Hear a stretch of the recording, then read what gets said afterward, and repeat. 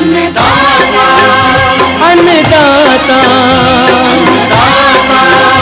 अन्नदाता नीत तुम्हारा अन्नदाता, पग पग पर है संग तुम्हारे अन्नदाता। लहू किसानों का बन के पसीना सींचता है धरती का सीना, मेहनत का तेरी हक दिलवाने, नई तकनीक नई खोज बताने। पशुधन को गुणवान बनाना, पौध सुरक्षा को सिखलाना, खेती के सब गुर समझाने, भारत का सरताज बनाने, आठों पहर है संग तुम्हारे अन्नदाता अन्नदाता। नमस्कार, मैं सुरांधा आप सभी दर्शकों का अन्नदाता कार्यक्रम में स्वागत करती हूं। हमारे देश का किसान जन का पोषक है, वो श्रम का देवता है, अन्नदाता है। उसमें ही भारत की आत्मा निवास करती है। ऐसे ही किसानों की प्रगति के लिए हम खेती बाड़ी से जुड़ी हुई बहुत सी नई लाभकारी जानकारियां लेकर हर रोज सुबह आते हैं। तो चलिए कार्यक्रम शुरू करने से पहले देखते हैं क्या है आज के अन्नदाता में। अधिक उत्पादन के लिए धनिया की फसल में जरूरी कार्य।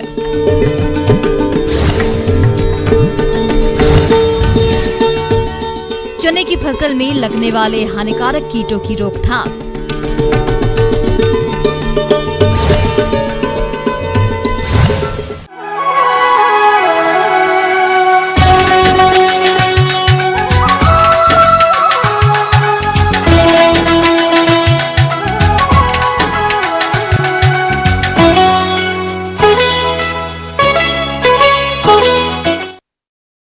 हमारे प्रदेश के जो किसान दाना उत्पादन के लिए धनिया की खेती कर रहे हैं, उनकी फसल अभी बढ़वार की अवस्था पर है और इस अवस्था पर फसल में कुछ कार्यों को करना जरूरी होता है, जिससे कि आगे चलकर अच्छी उपज की प्राप्ति हो सके।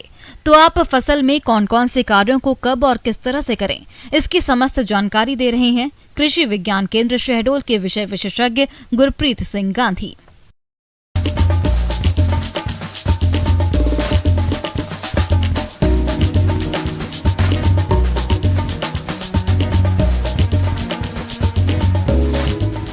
वर्तमान समय में धनिया की जो फसल है वो बढ़वार की अवस्था में होगी और लगभग 2 माह की हो चुकी होगी और पुष्पन जो है उसमें शुरू हो रहा होगा। किसान भाइयों, सबसे पहले बात करते हैं धनिया की फसल में सिंचाई प्रबंधन की। तो धनिया की फसल में सिंचाई मिट्टी के प्रकार और फसल की जलमांग के अनुसार ही करना चाहिए। यदि आप सही समय पर फसल में सिंचाई नहीं करेंगे तो फसल कमजोर हो जाएगी, जिससे आपको आगे चलकर कम उत्पादन की प्राप्ति होगी। इसीलिए आप फसल की अवस्था को ध्यान में रखते हुए सिंचाई करें। तो जल प्रबंधन ऐसा है कि अभी वर्तमान जो समय है उसमें आप हल्की सिंचाई जो है 15 से 20 दिन में लगातार देते रहें और बाकी जो है फसल की जो जल मांग है और मिट्टी के प्रकार के हिसाब से भी आप कम ज़्यादा इसको कर सकते हैं। और एक बात का विशेष ध्यान रखना है कि जल जो है भराव ना हो, इसके उचित निकास की भी आप व्यवस्था कर लें। किसान भाइयों, अब बात करते हैं धनिया की फसल में लगने वाले कीट रोग की। तो धनिया की फसल को कीट रोग द्वारा काफी नुकसान होता है, इसीलिए आप इनकी समय से पहचान करके नियंत्रण किस तरह से करें, आइए जानते हैं। तो सबसे पहले हम बात कर लेते हैं इसमें लगने वाले रोग की। तो इसमें जो है एक रोग आता है पाउडरी मिल्ड्यू, जो कि एक सफ़ेद पाउडर के तरह निकलता है। फूल पत्ती सब में वो पाउडर जैसा एक संरचना बन जाती है, जिससे प्रकाश संश्लेषण बाधित हो जाता है और उत्पादन में भी भारी कमी देखने को मिलती है। तो इसके नियंत्रण के लिए आप सल्फेक्स पाउडर 2 ग्राम प्रति लीटर की दर से आप इसका छिड़काव कर सकते हैं।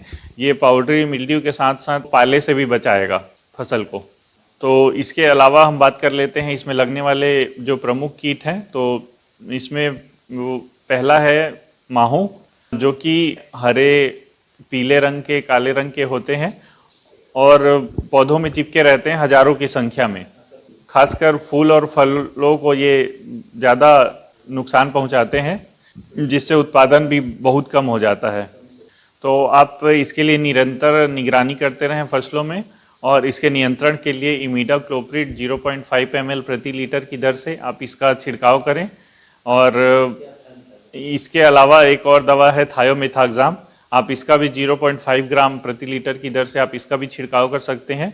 और 15 से 20 दिन के अंतराल में आप इसका फिर से दूसरा छिड़काव भी करें और निरंतर फसलों की निगरानी करते रहें। तो ये थी किसान भाइयों मेरे द्वारा बताई गई छोटी छोटी जानकारियाँ, जिसको अगर आप ध्यान में रखें तो धनिया की अधिक से अधिक फसल, अधिक से अधिक उत्पादन आप प्राप्त कर सकते हैं। किसान भाइयों, अभी तक आपने खेती बाड़ी से जुड़ी हुई कुछ उपयोगी जानकारियां देखी। अब लेते हैं एक छोटा सा ब्रेक, जल्द ही लौटेंगे और कार्यक्रम में आगे भी है खेती बाड़ी से जुड़ी हुई महत्वपूर्ण जानकारियां। बने रहिए हमारे साथ।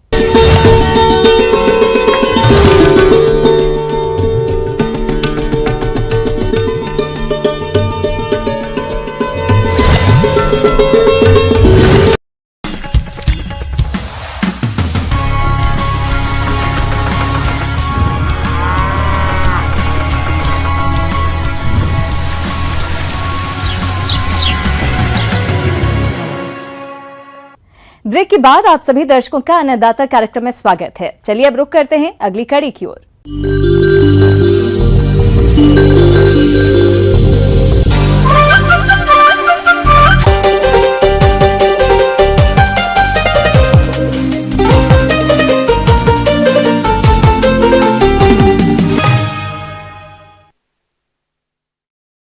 किसान भाइयों, चने की फसल अभी बढ़वार की अवस्था पर है और मौसम में हो रहे बदलाव के कारण कातरा कीट जैसे कई हानिकारक कीटों का प्रकोप बढ़ रहा है। ये कीट फसल की शुरुआती अवस्था से लेकर फली में दाना बनने तक काफी नुकसान पहुंचाते हैं। इसलिए समय रहते चने की फसल में इन कीटों की रोकथाम आप कैसे करें, इस बारे में जानकारी दे रहे हैं डॉक्टर रविंद्र प्रसाद।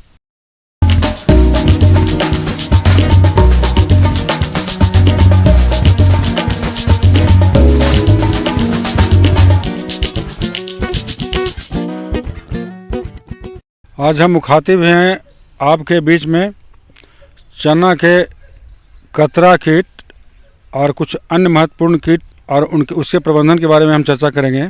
चना एक बहुत ही महत्वपूर्ण दलहन की फसल है, जो कि दाल के अलावे बहुत सारे व्यंजन बनाने के काम में आता है और इसका पोषण महत्व भी बहुत ज़्यादा है।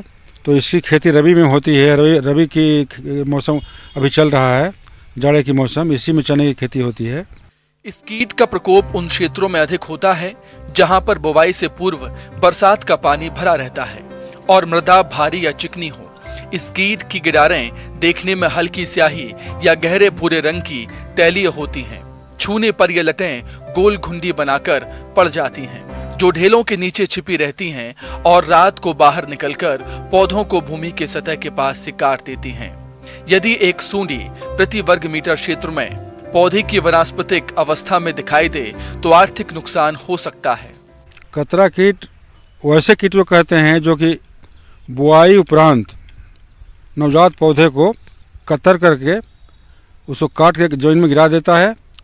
और जब कतरा कीट का आक्रमण जब होता है ज़्यादा मात्रा में, तो कई बार फसलों की बुआई दोबारा करनी पड़ती है, क्योंकि नवजात पौधा को ही ये हानिकारक कीड़े कुतर करके जमीन में गिरा देते हैं। उस कतरा कीट का वैज्ञानिक नाम या अंग्रेजी नाम है कटवर्म या कटुई कीट। अब सवाल है इसका नियंत्रण कैसे किया जाए। तो कतरा कीट के नियंत्रण के लिए बीज उपचार और मिट्टी का उपचार, दो विधि है। पहला तो बीज का उपचार, इमिडाक्लोप्रिड नाम का तरल कीटनाशी का 5 मिलीलीटर प्रति किलो बीज की दर से और उसमें 50 ml पानी मिला देना है, और उससे जो जलीय घुल बनेगा उससे चना के बीज को उपचारित कर लेना है। उपचार करने के बाद उसकी बुआई करनी है। क्विनालफॉस 1.5% चूर्ण 25 किलोग्राम प्रति हेक्टेयर की दर से आखिरी जुताई से पूर्व भुरक कर भूमि में मिलाएं। 1 हेक्टेयर क्षेत्र में 50 से 60 बर्ड पंच लगाना चाहिए, ताकि चिड़ियां उन पर बैठकर सूढ़ियों को खा सकें। और साथ साथ जिस इलाके में, जिस क्षेत्र में अगर कतरा कीट या कटवर्म का आक्रमण बहुत ज़्यादा होता है, उस अवस्था में वहाँ की मिट्टी का उपचार कर देना भी अच्छा होता है। तो मिट्टी का उपचार के लिए करीब 1.5 लीटर इमिडाक्लोपीड नामक तरल कीटनाशी, उसमें 1 लीटर पानी मिला सकते हैं और बाकी 2.5 लीटर हो गया 1.5 लीटर इमिडाक्लोपीड और 1 लीटर पानी, और उसमें 20-25 किलो सूखा बालू, उसमें मिला करके पूरा खेत में अंतिम जुताई के पहले, बुआई के पहले उसको पूरा खेत में छींट देना है। उसके बाद तब उसमें चना की बुआई करनी है। इसका प्रकोप पत्तियों व पुष्पों की अपेक्षा फलियों पर सर्वाधिक होता है। इस कीट की छोटी सुंडी फसल की कोमल पत्तियों को खुरच खुरच कर खाती हैं और द्वितीयक सुंडी संपूर्ण पत्तियों, कलियों और पुष्पों को खाती है। तृतीयक अवस्था की सुंडी चना की फली में गोलाकार छिद्र बनाकर मुंह अंदर घुसाकर दाने को खा जाती हैं। एक वयस्क सुंडी 7 से 16 फलियों को क्षतिग्रस्त कर सकती है। अब उसके बाद आता है फली छेदक। तो फली छेदक जब पौधा थोड़ा बड़ा हो जाता है और पुष्पन होने की अवस्था में आता है तो इसमें फली छेदक आक्रमण होता है। और फली छेदक से के आक्रमण को बचाने के लिए 2 विधि है। एक तो वानस्पतिक विधि है, जैविक विधि है। तो इस वानस्पतिक विधि से नीम से बना हुआ कीटनाशी बाजार में कई नामों से मिलता है, जैसे नीमेक्टिन है, अचूक है, नीम गोल्ड है। उसमें से किसी एक का 3 ml को प्रति लीटर पानी में घोल बनाना है और इसका छिड़काव शाम के बेला में खड़ी फसल पर करना है। तो ऐसा करके भी आप फली छेदक से होने वाले नुकसान को रोक सकते हैं। इस कीट की रोकथाम हेतु आप अपने खेतों में फेरोमोन ट्रैप 10 से 12 प्रति हेक्टेयर की दर से खेत में लगाएं, जिनके प्रयोग से कीटों का प्रकोप कम हो सकता है। चना के प्रमुख कीटों के लिए गर्मियों में गहरी जुताई करने से कीट के कोशक मर जाते हैं। और जब अनाज के लिए अगर खेती कर रहे हैं, जो कि जब अनाज पकता है तब उसका कटनी होती है और उसका थ्रेसिंग करने के बाद उससे दाना निकालते हैं, उस अवस्था में ज़्यादा फली छेदक के आक्रमण होने के अवस्था में आप किसान भाई से यही हम कहेंगे कि फ्लूबेंडियन नामक जो तरल कीटनाशी है, जो फेम के नाम से बाजार में मिलता है, इसका 1 ml प्रति 3 लीटर पानी में घोल बना करके इसके जलीय घोल का छिड़काव 1 या 2 छिड़काव आवश्यकता के अनुसार खड़ी फसल करेंगे तो चना का फली छेदक का नियंत्रण हो जाएगा। आगे और भी है खेती बाड़ी से जुड़ी हुई बहुत सी रोचक जानकारियां, पर यहां पर रुकेंगे एक और ब्रेक के लिए। जल्द हाजिर होते हैं।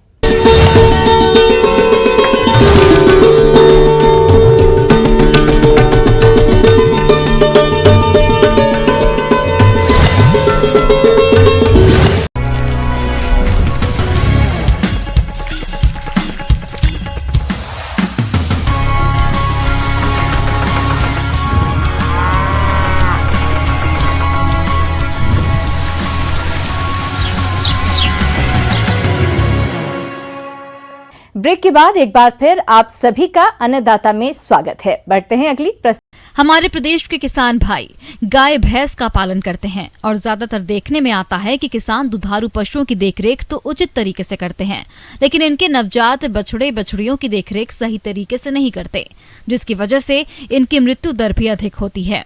तो सर्दी के मौसम में नवजात बछड़े बछड़ियों की देखरेख और प्रबंधन कैसे करने हैं, आइए जानते हैं पशुपालन विभाग जिला शहडोल के उप संचालक डॉक्टर BBS चौहान से।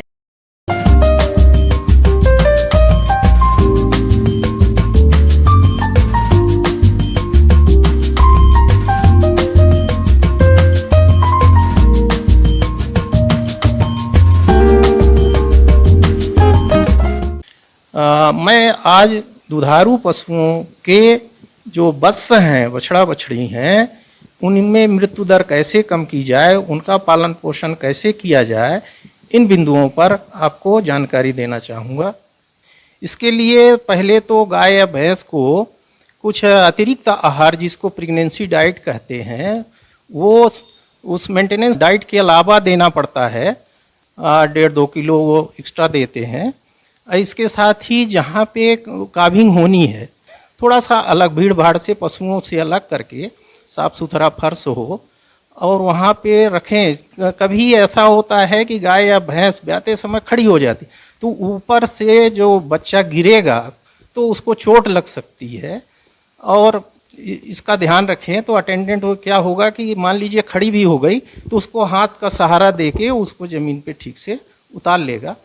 किसान भाइयों, बछड़े बछड़ियों की मृत्यु दर कम करने के लिए दुधारू पशुओं के ब्यांत के समय कौन कौन सी सावधानियां रखें, आइए जानते हैं।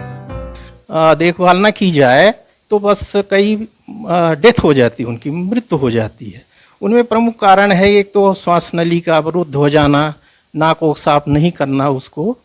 तो अगर इस तरह की कोई दिक्कत होती है तो उसको पैदाइश जैसे होता है तो उसको गनी बैग या बोरे से पोंछ पाछ के नाक को साफ कर दें।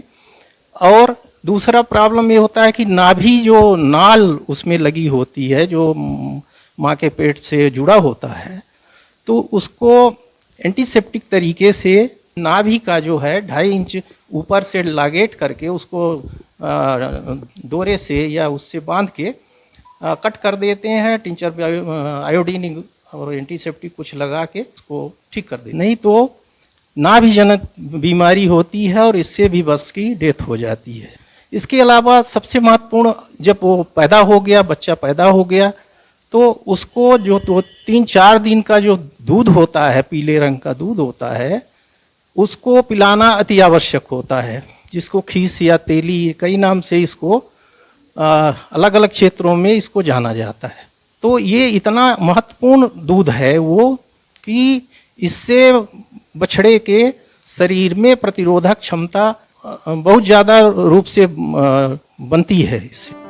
पशुपालक भाइयों, जैसा कि आप सभी जानते हैं कि अभी ठंड का मौसम चल रहा है, तो आप इस ठंड के प्रभाव से बछड़े बछड़ियों को बचाने के लिए इनका आवास और आहार प्रबंधन कैसे करें, इसकी जानकारी कुछ इस प्रकार से है। बछड़ा बछड़ी का पालन पोषण में अगला जो बिंदु है, महत्वपूर्ण बिंदु है, ठंडी से बचाने की भी जरूरत होती है, क्योंकि वो नाजुक होते हैं। तो इसके लिए ये अपने को ध्यान देना होता है कि जो बछड़ा शेड है वो उसकी फर्श सूखी हो, साफ हो, और उसमें ठंड के दिनों में बिछावन डालना चाहिए। जैसे ये आपका पैडी स्ट्रा है, कोदो का स्ट्रा है, तो ये बिछा देना चाहिए जिससे ठंड कम लगती है। इसके साथ ही जो बछड़ा का शेड है उसके जो खिड़की रोशनदान है उनको टाट पट्टी से थोड़ा ढक दें, रात के समय ढक दें, ताकि ठंड कम लगे उनको। और कुछ गर्मी वाली व्यवस्था भी कर सकते हैं, जैसे बल्ब, हीटर लगा दें। इससे क्या होता है कि उसकी शरीर की गर्मी बनी रहेगी और वो निमोनिया और बीमारियां नहीं होंगी। बच्चे का जो बछड़ा बछड़ी का खुराक है वो तो शुरू में 15-20 दिन तक तो दूध और इस पे चलते हैं, फिर धीरे धीरे 15 से 20 दिन में मुलायम जो पत्तियां हैं, चारा, ये दे सकते हैं। इसके बाद फिर काफ़ी स्टार्टर जो कुछ कंसनट्रेट मिक्सचर बनाते हैं, दूध तो देते ही हैं, तो वो ज़रूरी होता है देना इनको। और ये जो काफ़ी स्टार्टर है इसमें ध्यान देना ये है कि उसके संतुलित आहार ही होता है वो, उसमें कार्बोहाइड्रेट, प्रोटीन, फैट, मिनरल ये सब होते हैं। इसमें हमको ध्यान ये देना होता है कि चूंकि इनकी वृद्धि वाली अवस्था होती है तो प्रोटीन की मात्रा अधिक होना चाहिए। वो कम से कम 22-24% अपन देंगे, तभी वो अच्छा स्वस्थ बछड़ा बछड़ी तैयार होगा और आगे जाके वो अच्छा गाय भैंस बनेगा। किसान भाइयों, गाय और भैंसों के नवजात बछड़े बछड़ियों को अंतः परजीवियों की समस्या से बचाने के लिए आप क्या करें, आइए जान लेते हैं। कई बार ऐसा देखा जाता है कि बछड़ा बछड़ी में आंतरिक परजीवी होते हैं, जो कि हम खुराक दे रहे हैं तो दे तो हम उसको रहे हैं बछड़ा बछड़ी को, लेकिन वो पैरासाइट जो अंतः परजीवी हैं वो उसका उपभोग कर लेते हैं, तो बच्चे में कुपोषण की बीमारियां होती हैं, खून की कमी हो जाएगी, और जो पोषक तत्व दे रहे हैं उनको न मिलके वो कीड़े उसका उपयोग कर रहे हैं। तो इसके लिए हम कई जो डिवर्मर हैं, दवाइयाँ हैं, कीड़े मारने की दवाइयाँ हैं, उनको पिलाते हैं, जैसे पिपराजीन है, एल्बेंडाजॉल है, वो है दवाइयाँ हैं जो कि बच्चे को देना चाहिए। और ये दवाइयाँ खाली पेट देते हैं, उसके वजन के अनुसार से डोज अलग अलग है इसका, तो डॉक्टर से सलाह लेके दवाइयाँ देना चाहिए। और इसको रेगुलर इंटरवल पे 2-3 महीने के अंतराल में देते जाना चाहिए। तो इससे क्या है कि अंतः परजीवी खत्म हो जाएंगे और उससे समुचित पोषण उसको मिलेगा जो हम दे रहे हैं।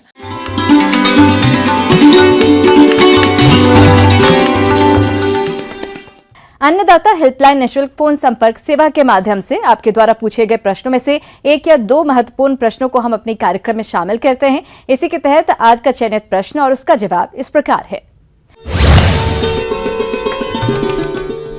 अन्नदाता कार्यक्रम में आज जो प्रश्न हमने शामिल किया है उसे पूछा है खिमलासा जिला रायसेन से देवी प्रसाद जी ने। आप एंथोरियम फूल की खेती के बारे में जानकारी चाहते हैं तो देवी प्रसाद जी आपकी जानकारी के लिए देखिए कार्यक्रम का यह अंश।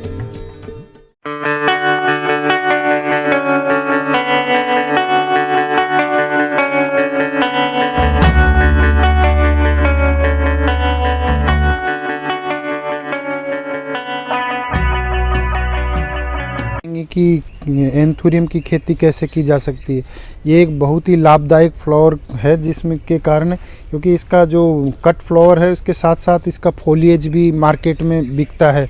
इसका एक पोट अगर हम बेचते हैं बिना सीड के तो 200 से 300 रुपये प्रति पोट के हिसाब से मार्केट में मिलता है, जो कि सजावट के घर में सजावट के काम इंडोर प्लांट के रूप में काम में लिया जा सकता है। इसके अतिरिक्त इसके कट फ्लावर हैं जो मार्केट में 15 रुपये से लेकर 30 रुपये प्रति कट फ्लावर के हिसाब से मार्केट में बिकता है। तो हम ये तो बात हो गई हमारे लाभ की। अब बात करते हैं इसमें इसकी खेती कैसे की जा सकती है। तो सबसे पहले हमारे रीजन के लिए ये ज़रूरी है कि यहाँ पे कौन सी वैरायटी सबसे अच्छा करती है। तो हमने यहाँ 5-10 वैरायटी का निरीक्षण करके देखा तो पाया कि जो जेविया वैरायटी है वो बहुत ही सूटेबल है और उसको अच्छे से किया जा सकता है। एंथोरियम फूल से अधिक लाभ मिले इसके लिए इसकी उन्नत प्रजातियों का चयन करना चाहिए। बाजार में विभिन्न रंगों के अनुसार फूलों की प्रजातियां मिलती हैं, जैसे लाल रंग की किस्में टेम्पटेशन, मैरिसस रेड, एविटा सफेद रंग की किस्में एंजल, मोरिसस सफेद का प्रयोग कर सकते हैं।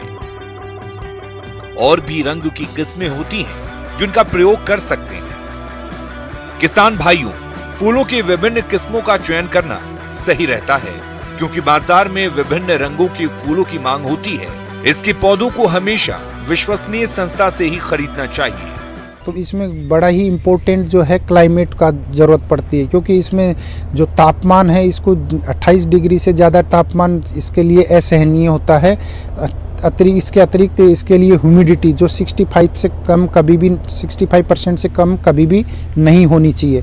तो इसके लिए हमको इसको लगाना ज़रूरी है कि हम पॉली हाउस के अंदर जो नेट हाउस होता है ऊपर टॉप उसका पॉलीथीन से कवर हो और साइड में जो है 75% नेट शेड हो, उसी के अंदर हम इसको लगा सकते हैं जिसमें फोगर वगैरह लगे हों ताकि हम ह्यूमिडिटी उसमें मेंटेन कर सकें। और इसको लगाने के लिए सबसे उत्तम समय आप कभी भी लगा सकते हैं, परंतु अधिक गर्मी और सर्दी को छोड़कर आप इसको पूरे साल भर कभी भी अंदर में लगाया जा सकता है इसको।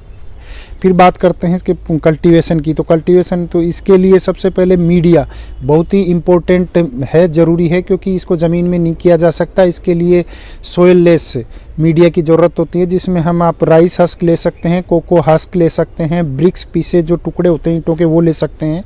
इसके अलावा जो कोयला होता है वुडन चारकोल उसका उपयोग करते हैं। इनको मिक्स करके इसकी बेड तैयार की जाती है और उसके अंदर इसका प्लांटिंग किया जा सकता है। किसान भाइयों, एंथोरियम फूल की खेती के लिए सबसे जरूरी होता है इसे उगाने वाला मीडिया तैयार करना। मीडिया तैयार करने के लिए कोकोपीट, सड़ी हुई पत्तियां, बालू मिट्टी, लकड़ी का बुरादा, घास और पुआल आदि की जरूरत होती है। इन अवयवों क्यारियों में डालकर हल्की सिंचाई करते हैं और कुछ दिन तक इन्हें सड़ने देते हैं। इसके बाद तैयार पौधों या सर्कस की रोपाई 25 से 30 सेंटीमीटर की दूरी पर करते हैं। एक क्यारी में पौधों को 2 से 3 कतारों में लगाते हैं। इसके उपरांत हमको ध्यान देना होता है इसका न्यूट्रिशन का। न्यूट्रिशन के लिए इसमें ज़्यादा कुछ देने की ज़रूरत नहीं होती। जो हमने यहाँ पे पाया है वो सबसे अच्छा है 4 ग्राम प्रति लीटर NPK जो वाटर सोल्यूबल आता है वो हम इसको यूज कर सकते हैं। वाटर सोल्यूबल को हमको वीक में 2 बार स्प्रे करना होता है लीफ पर। इसके अतिरिक्त कैल्शियम नाइट्रेट और मैग्नीशियम सल्फेट आधा ग्राम प्रति लीटर 15 दिन के अंतराल पर इसमें स्प्रे किया जाता है। इसके अतिरिक्त माइक्रोन्यूट्रिएंट जो है उसका भी स्प्रे करना जरूरी है, जो कि 15 दिन के अंतराल पर कर सकते।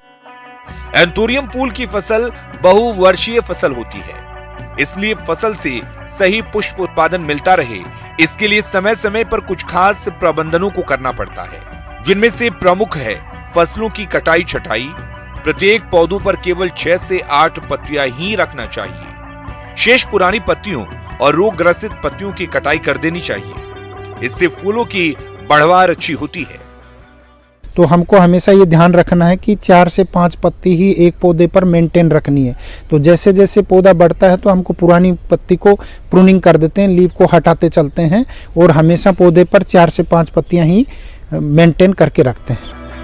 फसल में आमतौर पर रस चूसने वाले कीटों का प्रकोप होता है। इनकी रोकथाम के लिए इमिडाक्लोप्रिड 1 मिलीमीटर प्रति लीटर पानी में घोलकर छिड़काव करें। साथ ही रोगों का प्रकोप दिखाई देने पर कार्बेंडाजिम 1 ग्राम दवा प्रति लीटर पानी में घोलकर फसलों पर छिड़काव करें।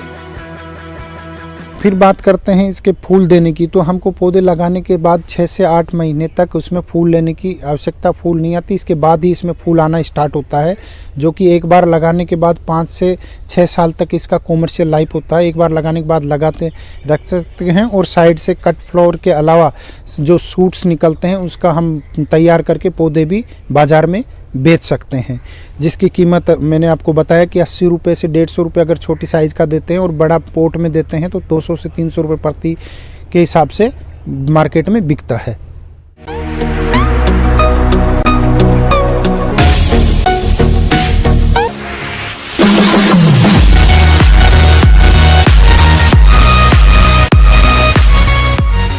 आइए अब एक नजर डालते हैं राज्य की कुछ चुनी हुई मंडियों के प्रमुख फसलों के बाजार भाव पर।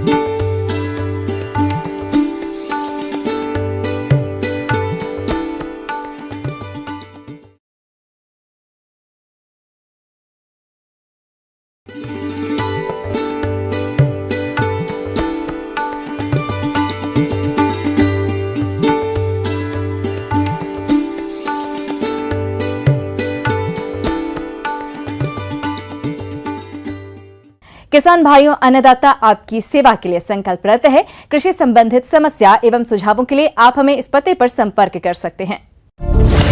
प्रोड्यूसर अन्नदाता, news 18 Madhya Pradesh Chhattisgarh, Ramoji film city Hyderabad 501512। साथ ही आप हमें ईमेल भी कर सकते हैं। हमारा ईमेल है p18annadatamp@nw18.com। इसके अतिरिक्त आप हमें निःशुल्क हेल्पलाइन नंबर पर सोमवार से शनिवार सुबह 10 बजे से शाम 4 बजे के बीच संपर्क कर सकते हैं। किसान भाइयों, अब समय हो रहा है आपसे विदा लेने का, तो हमारी पूरी अन्नदाता टीम को दीजिए इजाजत। कल फिर आपसे मुलाकात होगी कृषि संबंधित कुछ और महत्वपूर्ण जानकारियों के साथ। नमस्कार।